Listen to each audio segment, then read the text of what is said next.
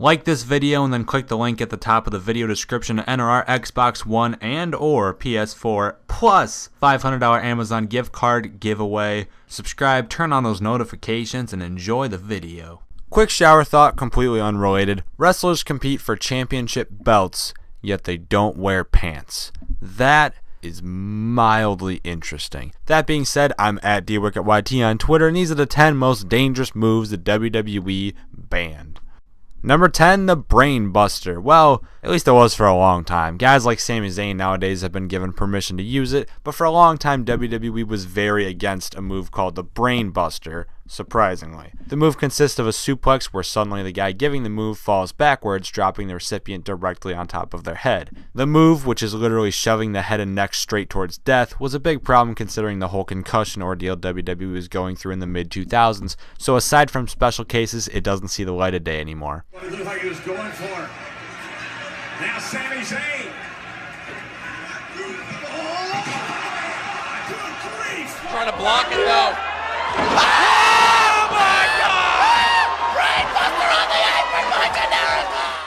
Number 9, the Pile Driver. And hey, speaking of concussion spookers that consist of a wrestler being forcibly pushed onto the top of their cranium, we have the Pile Driver. Infamous for shortening the career of Stone Cold Steve Austin. No! How about that? The move has been banned ever since, except in 2011 when CM Punk and John Cena's Money in the Bank 5-Star Classic was given the green light to break a neck or two, because of course it did. It didn't even lead to a pinfall. Just a 2 count. This match, oh no! It's a big man! Batista got a bird's eye view! Oh, look at Punk. Punk went for the knee. Punk went for Cena's knee. Now it's Cena. No, he's not going to go. Oh my God! A pile driver! Oh my God! A pile driver! Number 8, the punt. Specifically used by Randall Keith Orton. The punt was... well, it was a straight up punt to the head. Literally, how would anyone be surprised by this? The punt was so deadly in kayfabe that it was really only busted out when characters had to be worked off television. They'd follow Orton and the big boot would be dragged across their face. It's actually kind of surprising that the genuine drop kick to the head where the brain lives existed in the post-Benoit era where WWE was very concerned about concussions.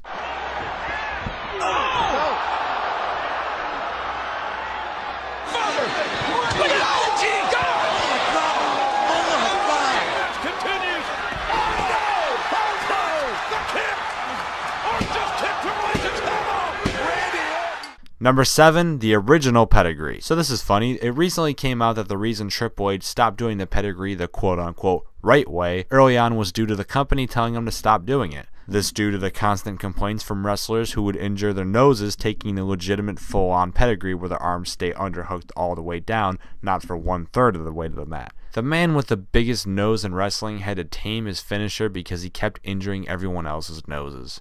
First time lead. The kisser of Plain and simple, pedigree to Taz, and this is a damn... the pedigree.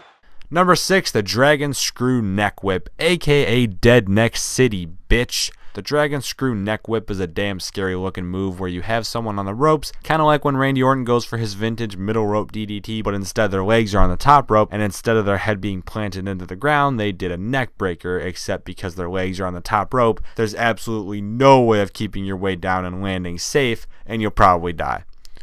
Number 5, the Kaniku Buster. This one really scares me. Samoa Joe, he has his muscle buster, and it's pretty damn great. And hell, even that move is dangerous. Look no further for proof than the unfortunate circumstance with Tyson Kidd.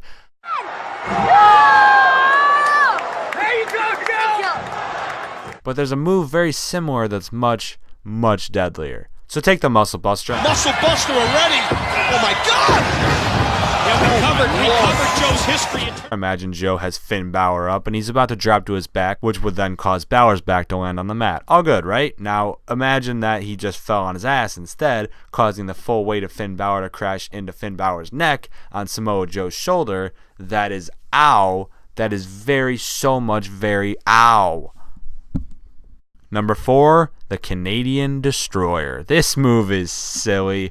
Physics tells us this move shouldn't work, but at the same time, this is pro wrestling, so deal with it, smartass. Petey Williams' indie-rific finisher, which more resembles a choreographed aerial dance, is a bit tricky to pull off. Think about it, it's a combination of both men doing a standing sunset powerbomb and a jumping backwards pile driver to the self thing. It takes a hell of a lot of good timing and athleticism to pull this move off properly. Because of this and the simpler fact that the originator, Petey Williams, hasn't been in the company, it's no surprise that we've yet to see the Canadian Destroyer in the WWE. To the ropes, ducks his head, forearm to the back, upside down, and just drives side down.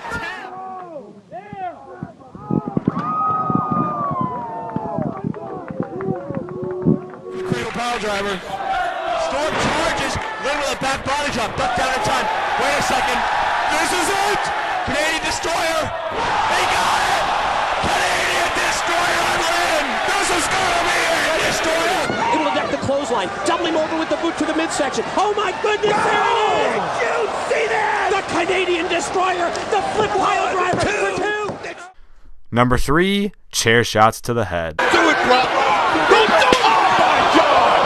This list isn't about finishers, and this is the reason why. Everything about chair shots to the head are awful. I mean, they look pretty cool usually, but aside from that, they are a mess. They heavily influenced the foundation of concussions. They caused head trauma. They were a PR nightmare, and believe it or not, there's not too much healthy in general about a chair of steel colliding with the head.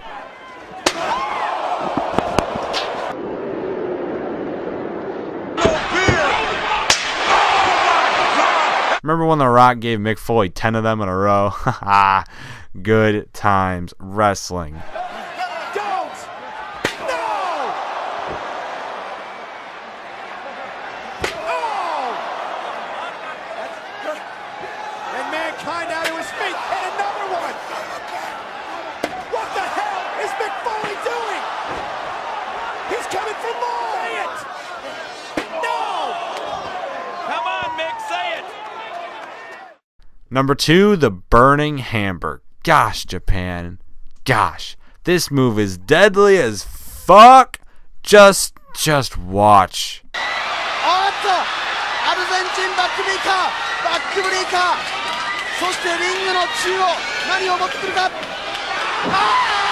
とした垂直落下して Kenji Kobashi, the innovator of the move, has only ever used it 7 times and never was it kicked out of. That is strong booking, something you never see in WWE's 50-50 booking landscape. Funny enough, WWE has brought the move into their own on 2 occasions. The Forgotten Superstar, Tyler Rex, used the move as a finisher, although it was a much weaker version of the move with the same name. Turnbuckle, oh, he's got him set up for the Burning Hammer. Matt, what? Oh, good night. And Brian Kendrick, of all people, brought out the move in his Cruiserweight Classic match with Kota Ibushi. Brian Kendrick. No! Argentine backbreaker rack! Burning Hammer! Right to the neck! 最も危険な技盤石の体勢バーニングハンマー垂直落下腕をロックしたリストクラッチ式リストクラッチ式バーニングハンマー And number 1, the curb stomp. Oh, this is saddening. It's taken Seth Rollins literally multiple years to finally get a cool finishing move again, with his ripped-off Kenny Omega knee strike thing. But at least it happened. Why did it have to happen, though? Well, of course, because Seth Rollins previously used the curb stomp, and believe it or not, WWE weren't too keen on their own move. It's pretty simple when you look at it. While most of wrestling is dangerous and shouldn't be repeated, there's just something sinister in the possibility of a kid on the playground stomping another kid's head down into the dirt. Ow. We will miss you, curb stomp. Fuck the pedigree. Fuck you, pedigree. Seth Rollins, Kane. And then, oh my God! Wow! What? Rollins just curb stomped his authority, Brother Orton! Oh my God, Seth Rollins! Curb stomp again to Orton! And landed on the back of his head there. Seth Rollins going for the curb stomp! Good night! Oh man! And those were the 10 most dangerous moves that the World Wrestling Entertainment Promotion Company looked at and thought, yeah, no good. Did you enjoy the video? Then like the video. Would you like to see more? Then subscribe to get more. It's simple stuff here, people. I hope you all enjoyed. Leave a like on the video. Subscribe to the video. Thank you all for watching.